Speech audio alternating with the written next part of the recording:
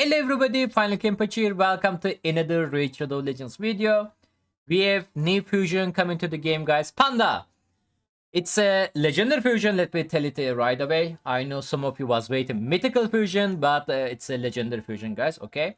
This fusion gonna be normal fusion, not a fragment. And this fusion gonna be start on the September 28th, right after the CVC is over.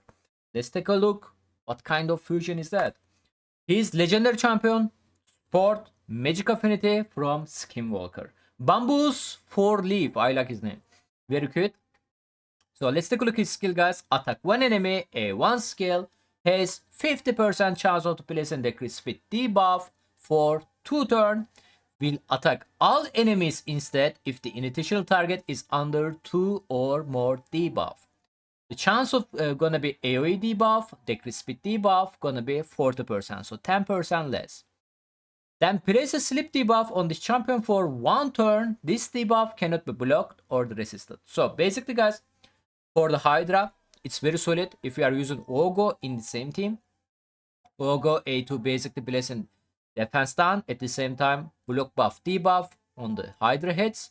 So they are already under 2 debuffs. So after that, if your Bambus got a turn and you use his A1, there is gonna be, after you book, 65% place a decrease speed debuff on all the target, which is very solid. AoE speed down for the Hydra is very solid, guys, okay? A2 skill. Attack all enemy. Before attacking, place a shield buff on all allies equal to 30% of their max HP, not this champion max HP. Careful. For 2 turns. Also increase the duration of all buff on all allies by 1 turn. After attacking, has 75% chance of to decrease the duration of the all enemy buff by 1 turn. Even this attack is weak. Also increase the value of any shield buff on all allies by 2% for each enemy buff that had its duration decreased by this skill. Then they place a sleep debuff on this champion by 1 turn. This debuff cannot be blocked or resisted. So basically, guys, his A1, after you use the A1 and the A2, he's going to sleep.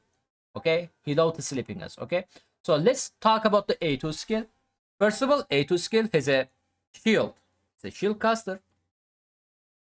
We have an increased duration at the same skill. It's a decreased duration of the enemy buff. And for each enemy buff, you reduce the duration. It's going to increase your shield size by 2%.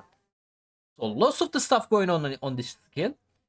Obviously, this champion at the moment is looking super promising for the infinite shield comp for the Columbus and the Hydra. For the Hydra wise, Pilorium made an announcement about the Cadaver, Cadaver champion. They are said they are gonna find a solution or fix for it. So we don't know detail about it, guys. So we don't know they are gonna nerf the Cadaver. Obviously, they are not gonna buff that for sure. So keep that on your mind. But alone, this skill is very solid. This skill, only bit negative thing about this skill, guys, 4 turn cooldown, maybe understandable, otherwise will be so OP, but 4 turn cooldown after you book. Let's continue.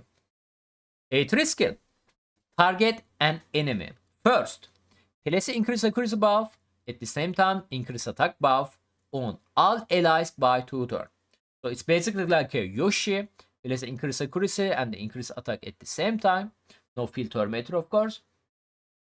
Then has 75% chance of placing Enfeeble debuff on the target enemy for 2 turns.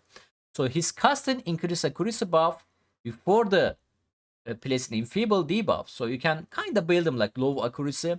It's gonna be increase his accuracy, so you are gonna have more chance of placing Enfeeble debuff because it can be still resisted. So if you guys doesn't know what is Enfeeble debuff is the new debuff come with the Phantom Shogun. So it's basically a target cannot do crit attack or the normal attack to you. Every attack the target dealing is gonna be weak attack. Okay, target under Enfeeble gonna do weak attack only. The Enfeeble debuff cannot be placed on the boss. Forget your dreams.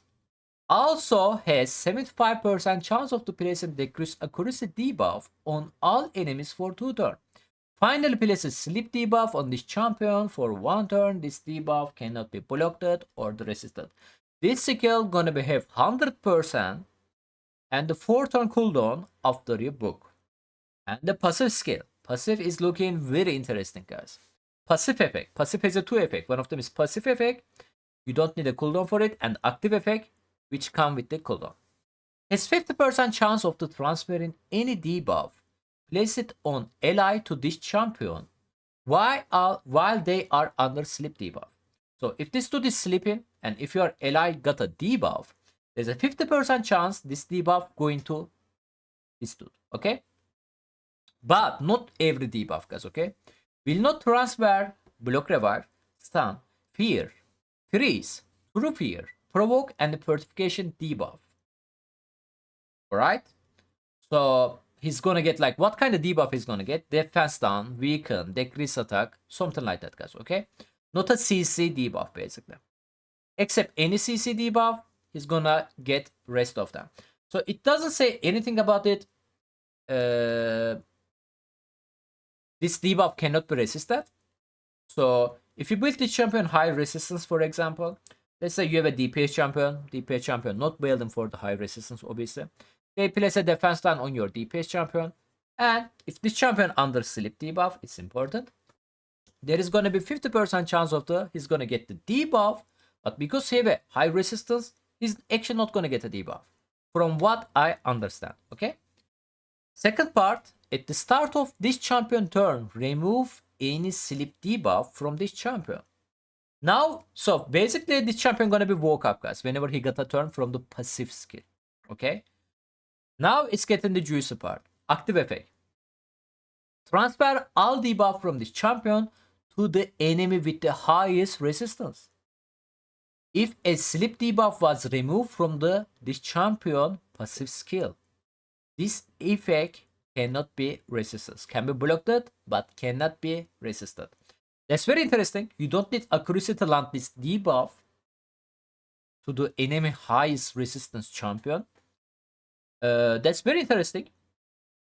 This is the only way to know which champion have a highest resistance, I think, on the arena fight. Obviously, this passive skill definitely doesn't make sense for the Hydra. A2 can be nice. Increase accuracy and increase attack. It's not like Hydra favorite buff. You know, you usually need like defensive buff on the Hydra and you need to be trying to reduce the Hydra potential damage, like decrease attack, you know, decrease speed, decrease defense, stuff like that. But for the arena, it's very interesting mechanic. First of all, we got the Enfeeble debuff. It is the first time we are getting that. So if you manage to place an Enfeeble debuff on the enemy DPS champion beginning of the turn, it's gonna deal you no damage at all. Weak attack, basically no damage, guys. It's super weak. And last, we have an aura, 25% all battle HP aura. So Bambus Fourleaf coming to the game in September 28th after the CVC end. Is going to be normal fusion, legendary, support, magic affinity champion from Skinwalker. Let me know in the comment section, guys, what you guys thinking about this fusion. I'm trying to gonna get him. I actually like him. He's definitely unique champion. Definitely, I feel like his potential coming later. People gonna discover his potential. I don't want to skip this one. So I'll see you guys on the next time. Thank you so much for watching. If you guys have any question, leave it below to the video. If you guys love the video, please like the video. And see you guys on the next time. Bye bye.